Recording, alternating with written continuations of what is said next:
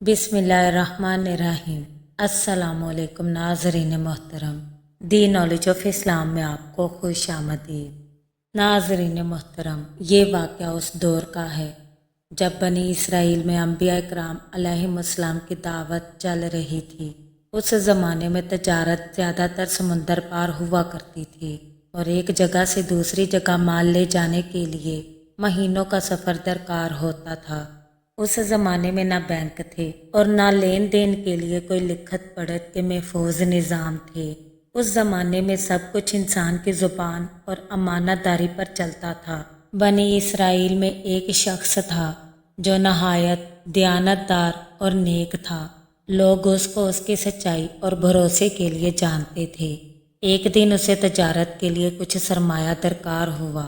اس شخص نے اپنے شہر میں بہت کوشش کی، اپنے رشتہ داروں سے بھی رقم مانگی، مگر اتنی بڑی رقم کوئی بھی دینے کے لیے تیار نہیں تھا۔ بہت کوششوں کے بعد بھی بڑی رقم کا انتظام نہ ہو سکا۔ آخر کار اسے پتہ چلا کہ ایک شخص جو ایک اور شہر میں رہتا ہے وہ ہر کسی کو سرمایہ دیتا ہے۔ اس سے پتہ چلا کہ وہ سرمایہ دینے والا شخص ہے، تو اس شخص نے ارادہ کیا کہ میں بھی اس شخص سے قرضہ لینے کی درخواست کرتا ہوں۔ اس شخص نے سوچا کہ شاید وہ شخص مجھے بھی قرض دے دے۔ قرض لینے کے لیے وہ شخص دوسرے شہر چلا گیا اور اس سرمایہ دار کے پاس جا کر کہنے لگا، بھائی مجھے آپ سے 1000 دینار قرض چاہیے تاکہ میں اپنی تجارت کا کام کر سکوں۔ سرمایہ دار کہنے لگا، میں تمہیں 1000 دینار دوں گا، مگر اس کے لیے کوئی ضامن یا کوئی گواہ ہونا ضروری ہے۔ قرض لینے والا مسکرایا اور کہنے لگا، میرے پاس کوئی دنیاوی ضامن نہیں ہے، لیکن میرا ضامن خود اللہ ہے جو سب کا رب ہے۔ یہ بات سن کر سرمایہ دار کے دل میں ایک عجب سی کیفیت پیدا ہوئی۔ وہ سرمایہ دار کہنے لگا، تم نے اللہ تعالیٰ کو ضامن بنایا ہے تو پھر مجھے تم پر پورا بھروسہ ہے۔ یوں اس نے 1000 دینار اسے دے دیے اور دونوں کے درمیان مقررہ مدت طے پائی کہ فلاں تاریخ کو یہ رقم واپس کرنی ہوگی۔ وہ شخص مقررہ تاریخ تک رقم واپس کرنے کا وعدہ کر کے قرض لے کر خوشی خوشی واپس اپنے شہر آیا۔ اس شخص نے آتے ہی اس رقم سے تجارت کرنا شروع کر دی۔ اللہ تعالیٰ نے اس کے کام میں برکت دی، لیکن دن مہینوں میں اور مہینے ہفتوں میں گزر گئے، حتیٰ کہ قرض واپس کرنے کی تاریخ قریب آ پہنچی۔ جب مقررہ دن آیا، اس شخص نے اپنی رقم گنی، 1000 دینار پورے تیار کیے، لیکن جب ساحل پر پہنچا تو پتہ چلا کہ اس دن کوئی کشتی روانہ نہیں ہو رہی تھی۔ وہ شخص پریشان ہوا اور اللہ تعالیٰ سے دعا کرنے لگا کہ یا اللہ، میں نے وعدہ کیا تھا کہ آج ہی رقم واپس کروں گا، لیکن آج مجھے کوئی بھی سواری نہیں مل رہی۔ اے میرے خدا، میں اپنا وعدہ کیسے پورا کروں؟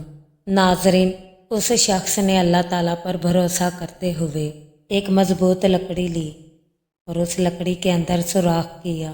اس میں 1000 دینار اور ایک خط رکھا اور اس خط میں لکھا کہ میرے بھائی، میں نے تم سے 1000 دینار قرض لیا تھا اور آج وعدے کا دن ہے، لیکن سمندر میں کوئی سواری نہیں مل رہی۔ میں اللہ تعالیٰ کو گواہ بنا کر یہ رقم اس لکڑی میں رکھ کر سمندر کے سپرد کر رہا ہوں تاکہ یہ تم تک پہنچ جائے، کیونکہ اللہ ہی بہترین پہنچانے والا ہے۔ پھر اس شخص نے اس لکڑی کو مضبوطی سے بند کیا اور اللہ تعالیٰ کا نام لے کر دعا کی کہ یا اللہ، یہ امانت تیرے نام پر ہے اور اس امانت کو اس کے مالک تک پہنچا دے، اور پھر اس لکڑی کو سمندر میں پھینک دیا۔ دوسری طرف قرض دینے والا اس دن سمندر کے کنارے کھڑا اپنے قرض دار کا انتظار کر رہا تھا۔ اس نے دور سے لکڑی کو پانی میں بہتے دیکھا اور سوچنے لگا کہ شاید یہ ایندھن کے کام آ جائے، اور وہ لکڑی کو اپنے گھر لے گیا اور جب اسے کاٹنے لگا تو اندر سے کپڑا نکلا۔ کپڑے میں 1000 دینار اور ایک خط تھا۔ خط پڑھ کر وہ شخص حیران رہ گیا اور اس کے دل میں اس شخص کی امانت داری اور اللہ تعالیٰ پر توکل کی عظمت پیدا ہو گئی۔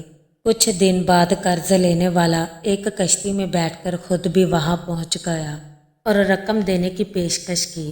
مالک مسکرا کر کہنے لگا، भाई तुम्हारी रकम तो अल्लाह के हुक्म से पहले ही मेरे पास पहुंच गई थी और तुम्हारी अमानतदारी की गवाही खुद अल्लाह ने दे दी है। इस तरह वो दोनों गले मिलकर अल्लाह ताला का शुक्र अदा करने लगे। नाज़रीन, इस वाक़े में कई सबक हैं, जैसे कि वादे को पूरा करना मोमिन की सिफ़त है और अल्लाह ताला पर कामल भरोसा करने वाला कभी ज़ाय नहीं होता। और अगर इंसान की नीयत साफ़ हो तो अल्लाह ताला रास्ते खुद बना देता है और अमानतदारी अल्लाह ताला की मोहब्बत की निशानी है। सब्सक्राइब।